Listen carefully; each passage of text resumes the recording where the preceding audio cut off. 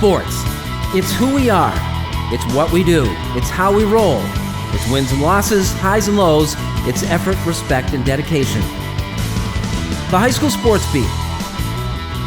Sports. It's who we are.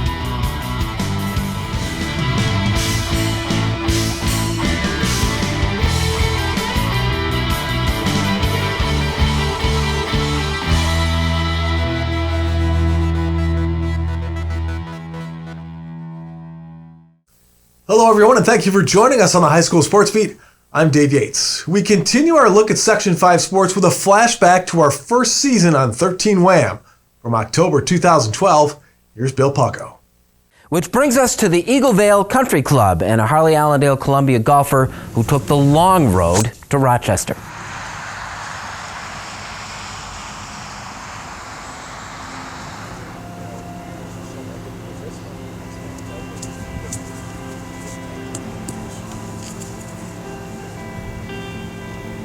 Chances are Matt van Niekerk appreciates being here more than most. 6 years ago, as an 11-year-old, Matt relocated. Not cross-town, cross-county, nor cross-country even. The Van Niekerks moved from Johannesburg, South Africa, some 8,000 miles, a 30-hour flight, to a new life. When a particular incident occurred with my brother-in-law, and he was shot, that made it very hard for the family to process.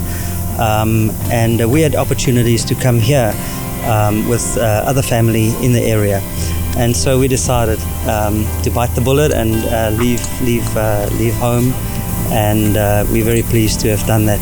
We are very optimistic about everything that has evolved. That both my two boys are very happy and successful, and as a family we very, very pleased. And so we're looking forward, not looking backwards.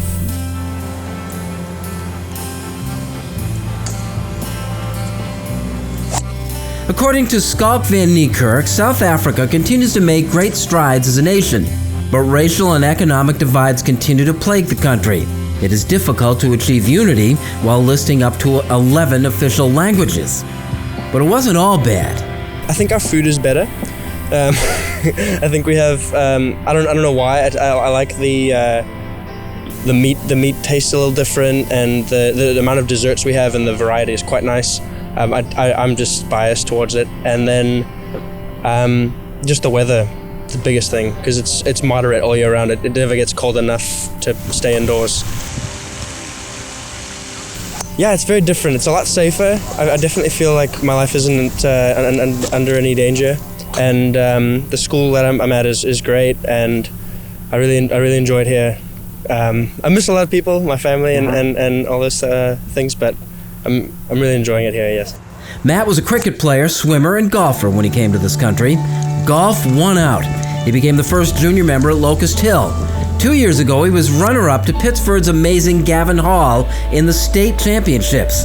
Van Niekerk is anxious for a return this spring. It was a bittersweet because it was quite a highlight to be that close to beating Gavin, but then again, it really drives you, and it's really propelled me to work a lot harder on my game, so it's been quite nice to have that double-edged sword. The sectionals is a different type of thing. It's not for ranking, it's not for anything but just pride of your school and trying to make your school look good and giving your school a good show, and I think that's quite an important thing. I'm very excited. I think we have a good chance for team sectionals in the spring, and I believe that my sectional bid will be quite good this year. Meanwhile, Van Niekerk has learned what bears reminding about his adopted home. You can really chase your dreams here in South Africa. It's a little bit different, but I really feel like I have a chance to achieve whatever I feel like I can achieve.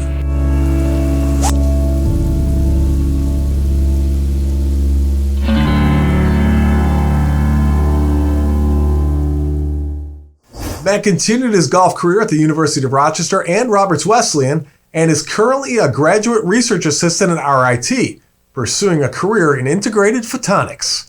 Well, coming up next, Matt Trabold joins us for the High School Notebook. We'll have that and more when the High School Sports Beat continues.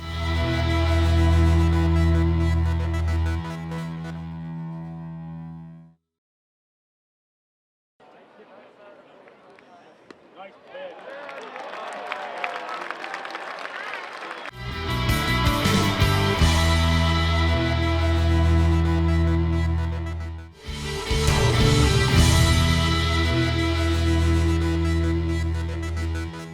everybody, and welcome back to the High School Sports Beat. I'm Dave Yates, and it's time now for the High School Notebook. And once again, as always, we're joined by Matt Trabold. Matt, thanks so much for hopping on board.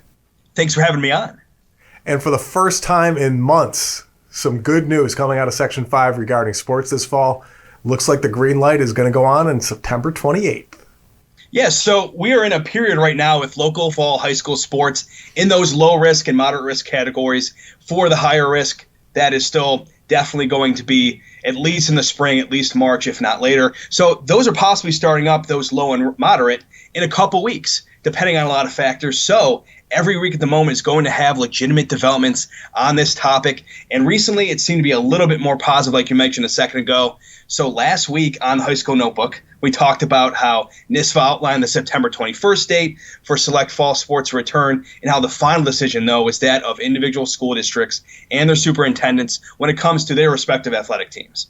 And the intention right now is to have sectional championships, which is something that Section 3 in Syracuse decided against recently. Then on that same Friday, a majority, around 65% of the school districts in the Monroe County Public School Athletic Conference, which is a huge league in high school sports around here, they had public releases out that afternoon, that night, that said September 28th as a return date. So an extra week to prepare before those couple weeks of practices before games would occur. So yes, a week later, but also on top of that, it's at least positive. At least it's setting a time. So it looks like for at least some schools, at the very least, fall sports might happen in those smaller risk groups. I also want to quickly mention Greece, the only district in the Monroe County League with 3 or more schools. Monday, September 14th, they opened up athletic recertification portal for fall sports athletes there in their district, and they announced that select fall sports group can begin in the district as well on September 28th, depending, though, on if the date gets approval at a board meeting on September 22nd. So like you said a second ago, at the start of all this, Dave, yes, September 28th might not be September 21st, but hey, at least it's seemingly positive news. Talk about some of those kids that are, not so much in the fall, but come spring and winter, there's going to be some overlap there. There's going to be some choices some kids are going to have to make. Absolutely, and it's going to be very on a case-by-case basis, but even like more minute on a player, on a family-by-family basis. What is going to happen if they're going to decide to kind of own in on one sport that looks like a more legitimate chance of them being able to get that offer in college, or if they're going to do, and there's plenty of people that are at those higher group levels that said, hey, playing a lot of different sports worked for me, but they weren't doing that over a much more condensed time like you're seeing right now. And you're talking about kids that could legitimately come up with 4 varsity letters in one school year, which has never been a possibility before. Speaking of football, some guys from Section 5 who are deciding they're not going to wait as long as New York State is talking about until March to play football. They're going to take their show on the road. Yeah, so something we have seen in the Section 5 area over the last few months is local football players transferring to schools in other states for reasons, including a hopefully better chance of playing high school football this school year in a more timely fashion. And that was before New York State did go ahead and postpone high school football to March 1st due to its higher risk during pandemic times. One of these moves to another state involved notable players from a few different teams heading to the same school in California. That's Victor Snow from Webster Schrader, Davion Coffey from Eastridge, and Mackay Connor from University Prep. They all transferred to Inglewood High School in California. Now, Inglewood, very high profile. Not to say that the schools in Section 5 are not, but I just want to talk a second about, this used to be the high school home of the likes of Paul Pierce, Reggie Theus, Harold Miner, Coco Chris, etc. And the football team currently before these Section 5 guys came over had 11 players with Division I FBS offers and 7 from that group with Power 5 conference offers. So Snow from Webster Schrader, now formerly a Warrior there, is a wide receiver with interest from around 8 D1 programs himself right now, including Rutgers. So you have that Power 5 interest as well. Davion Coffey, the former Lancer, he is a class of 2023 player that got more playing time by the end of last season with Eastridge as an underclassman. And another Section 5 standout is rumored to be joining them soon. So you're really seeing this big move. That's a lot to put on a kid, too, to move across the country to play some football. But, if it's something they see as an opportunity, then more power to them to take advantage of, and best of luck to them. Hey, Matt, as always, thank you so much for joining us. Look forward to seeing you once again next week. Take care, buddy. Thanks for having me on.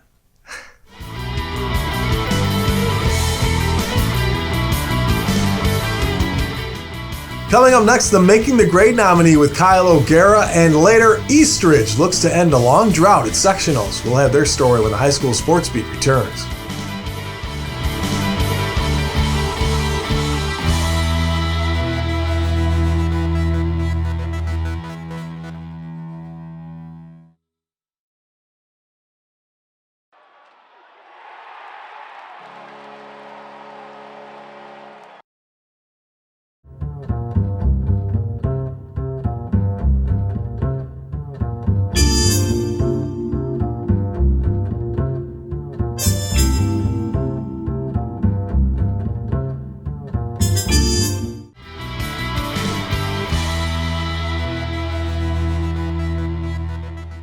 Hello everybody and welcome back to the High School Sports Beat.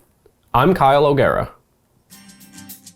Making the grade this week is Red Jacket Junior Madeline Fee. Madeline runs cross country, indoor and outdoor track, and also plays soccer for the Indians, and she's built up quite the resume doing so. Madeline knows how to take care of business both in and outside the classroom, as she is an 8-time sectional champion in cross country and holds 3 school records in the 1,000 meter, outdoor long jump, and triple jump. Her accomplishments don't stop there, as she also finished first in the 1,000 meter state qualifiers, placed 16th at the New Balance Nationals in the long jump, and was on the All Greater Rochester cross country team. In April 2019, she received the Ontario County Youth Award, which acknowledges youth for good citizenship, positive influence, fortitude, and leadership which they have exhibited in their school and community, which can only mean one thing. This week, Madeline Fee is making the grade.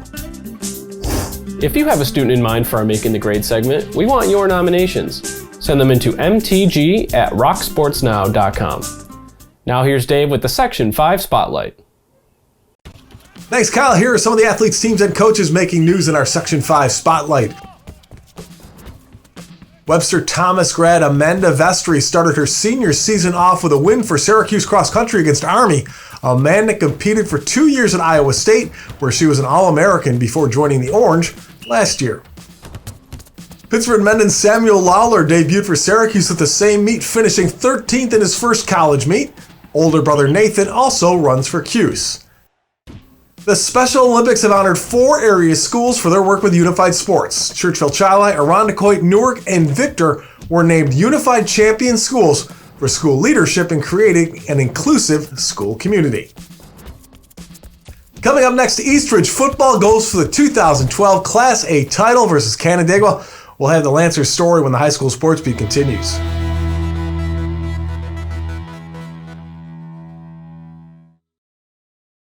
And now to Eichel. He floated one. Score!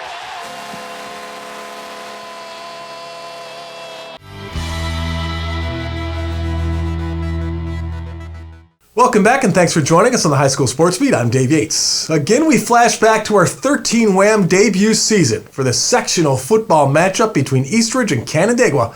Once again, here's Bill Punko. Which brings us to Salem Stadium and championship football. First up, the Class A title game.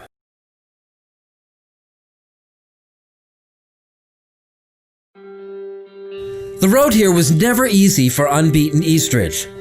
The Lancers lost in the quarterfinals the 2 previous years and escaped with an overtime victory over McQuaid in this year's semifinals. They certainly weren't taking being in the championship game for granted. It's outstanding because these guys are right on the edge of reaching one of their major goals that they've had for this season. It's great to see these guys work so hard for it. Today's the day. Emotion! Passion! Play with heart! I want this team to outplay them, be out-physical, and win this game 4 quarters! 5th-seeded Canandaigua traveled a rather remarkable route to get here, trying for the trifecta against teams that had beaten them in the regular season. we're lucky to have the opportunity to get a second chance at these teams. It's kind of ironic the way it's turned out. We had Victor first, Brockport, and then Eastridge this last time around, and we're a little bit more confident and we're ready to go.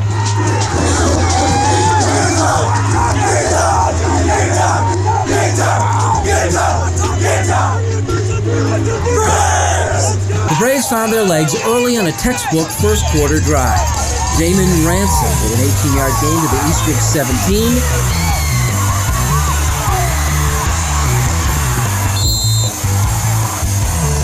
John Outhouse scored from 8 yards out. The 61-yard drive gave Canandaigua a 7-0 lead. When you pop it in, you get the end zone, you get that first score. At that point, it's pretty important, isn't it? Yeah, it feels really good, and you feel like you have the edge, and then we just lost it. Early in the second, Eastridge got going thanks to this play. Quarterback Alec Mortellaro put one up for grabs. That teammate Nate Corbett somehow pulled down for a 33-yard gain. Mortellaro was sharp on his next effort, passing to Delano Reed for 20 to the Canandaigua 9.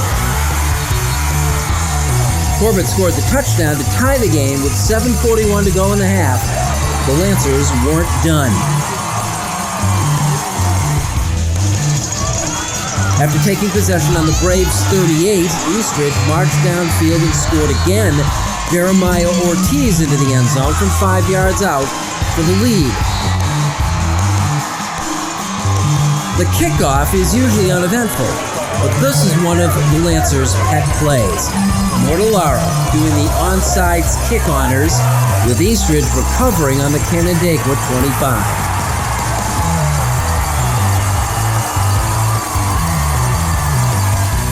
We're actually pretty successful this year on onside kicks. I think we've recovered maybe 8 or 9 this whole year, and that's why we work on them a lot every day, I think, and we just want the ball, so we want to score. One play later, Mortellaro, who else, went 25 yards for the score. Eastridge tacking up 2 scores in 11 seconds. I was just reading that defensive end, and he sat, so someone kicked him out, and I ended up taking him up the middle for the touchdown. With 2:59 to go in the half, there was still time for the Lancers to get the ball back and score again.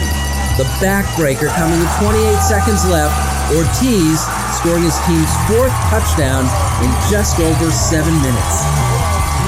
Yeah, that's what Eastridge football is all about. We score fast, hard, all the way to the whistle, and we just go out there and do our thing, score a touchdown.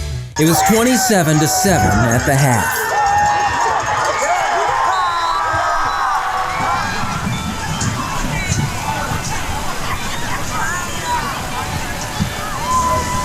We play like we're just happy to be here. Absolutely no fight in that last 10 minutes of football. None. One's right there for us. We didn't do it. Seniors, you gotta step up.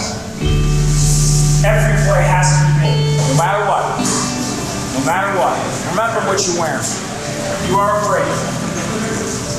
You keep swinging. No matter what, you keep fighting. Do you remember? Keep swinging until we go down. Here we go. Let's go. Let's go, boys. Canandaigua got no closer. The capper for the Lancers came in a pick 6 by Justin Henry.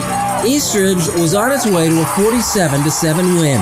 The team's first Section 5 championship in 8 years. Perseverance over 3 seasons was the key. That and the play of the quarterback. How sweet is this after being eliminated in the quarters back-to-back years? It's a great feeling. I believe that quarter loss actually drove us to do better this year, because I know we had another shot at it, and it just drove us and made us a better team and better individuals.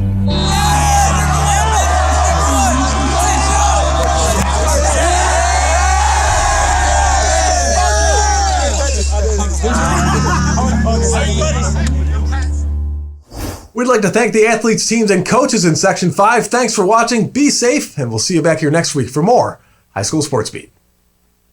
Take one thing from the old country that you'd like, from South Africa that you'd like to say, to preserve as part of your family. Is there something in your heritage here that you'd like to remain? Oh, absolutely.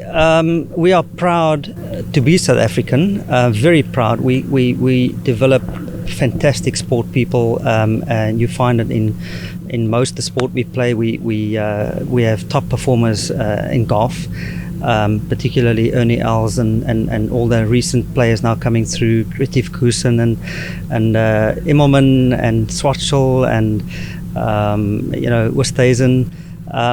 Golf is a big success in our community. Cricket, rugby, world champions. We love our sport. We love our sport. We're proud of it. We work very hard. A lot of South Africans that move to the US are very successful in business. We are hard workers. We are proud of that heritage that we see coming through in the US and other countries.